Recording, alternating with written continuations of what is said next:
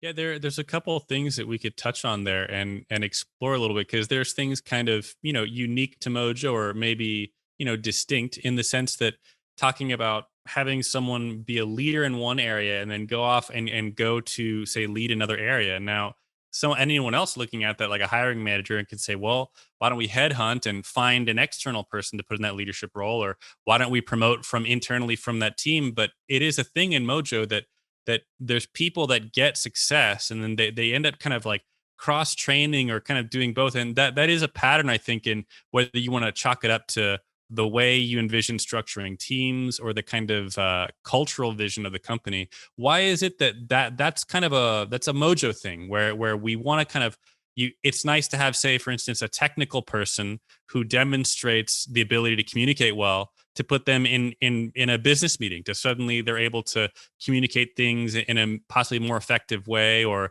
maybe they can help restructure or help change the outlook of another team in a different way. So why is it that Mojo tends to work that way, and why do you think that's so effective? Yeah, I think the answer to your question is that a lot of it's going to depend on what the role is, obviously, right? Yeah, So yeah. so but you always want to promote from within, as far as I'm concerned. Hmm. If you're investing in people and you're trying to make people the best they can be, and you're trying to create experts, and you're investing your time to build an incredible, to build incredible professionals. You want to give them all of the opportunity in the world to grow, to take more leadership, to raise their hand.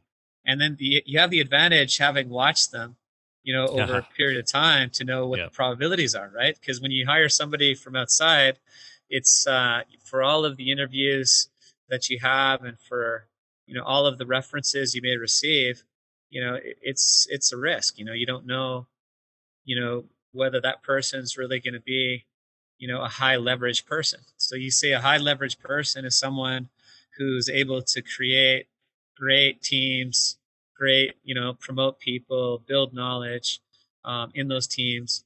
And so to the degree that you can promote from within, that's something that we're always going to do. As long as I'm leading the company, I think that it just makes intuitive sense that the people have put their sweat, you know, and all of their time into something, their passion, and if they've proven that they're capable, they deserve opportunities. Now, it I always laugh at, there's a great quote from Andy Grove's book, High Output Management, where the difference between abdication and delegation. So abdication is you put someone in a position of authority and leadership, and you basically don't follow through and make sure that they're doing things and they have the support they need to be successful.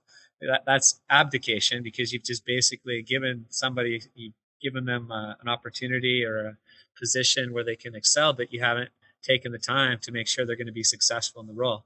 And so that's where you want to really look at, okay, you've delegated, but are you there? Are you accompanying? Is there a period of time to make sure that that person's going to improve their chances of success in the role that they've been given, in the leadership position that they have?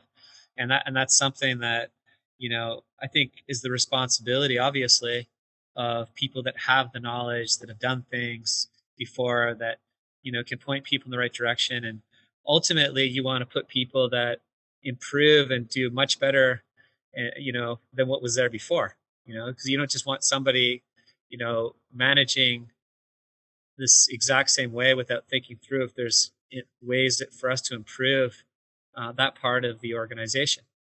right. And It goes back to the value adding argument from yeah, before, and looking also, at a larger scale. yeah, and in our case, we're a software company. There's lots of complexity. There's lots of opportunity. And so what we want to try to do is make sure that everybody in Mojo that arrived to Mojo is hopefully finding a path where they can excel, where they can be successful, where they can learn, where they can become experts. So we have this big concept, as you know, on being an expert. And Right. what does it take to be an expert? And you could be an expert because you've got the technical knowledge, the technical know-how.